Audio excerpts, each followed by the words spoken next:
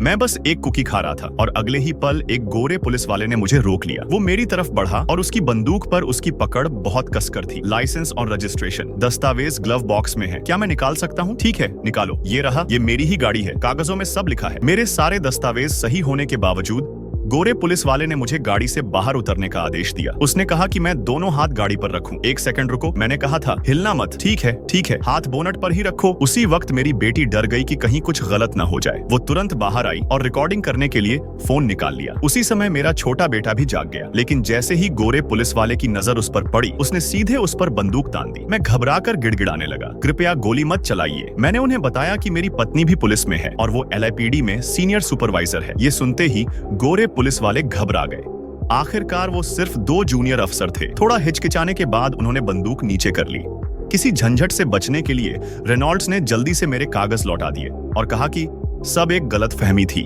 मुझे लगा मामला खत्म हो गया, लेकिन जब मेरी पत्नी ने रिकॉर्डिंग देखी तो उसका गुस्सा फूट पड़ा। आप ये वीडियो देखना चाहेंगे? मैं सस्पेंशन विदाउट पे की सिफारिश करूंगी जब तक डिपार्टमेंट जांच पूरी नहीं कर लेता। ज्यादा संभावना यही है कि उन्हें कोई सजा नहीं मिलेगी। रेनॉल्ड्स के खिलाफ शिकायतों की लंबी लिस्ट है। लगभग हर केस में काला या ब्राउन संदिग्ध शामिल है। मुझे ये पैटर्न पता है। सच कहूं तो एथीना, ये मामला शायद उनके लिए भी दबा दिया जाएगा, लेकिन मेरे परिवार के लिए नहीं, और मेरे लिए तो बिल्कुल नहीं। इस बार रेनॉल्ड्स ने गलत इंसान से पंगा ले लिया था। जल्द ही मेरी पत्नी ने कार्रवाई की। वो पुलिस कार चलाते हुए सीधे रेनॉल्ड्स की गाड़ी के पीछे पहुंची और उसे रोक लिया।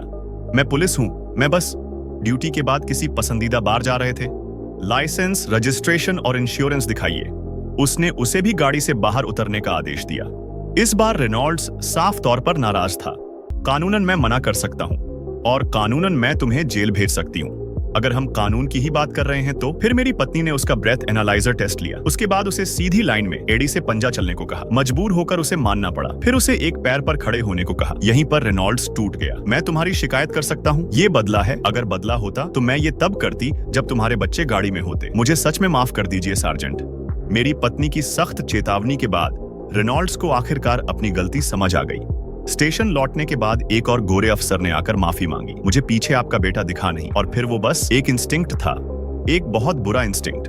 जब हम कहते हैं प्रोटेक्ट एंड सर्व, तो उसका मत खुद को बचाना नहीं। मेरी पत्नी ने उस नए अफसर के खिलाफ कोई कार्रवाई नहीं की, बस उसे चेतावनी दी कि कानून लागू करते वक्त हमेशा शांत रहे, वरना बेकसूर लोग मारे जा सकते हैं। दूसरी तरफ मैंने अपने बेटे को सिखाया कि उसे हमेशा पुलिस की बात माननी चाहिए, क्योंकि अमेरिका में काले लोगों के लिए यही जिंदा रहने की सबसे बड़ी कुंजी है।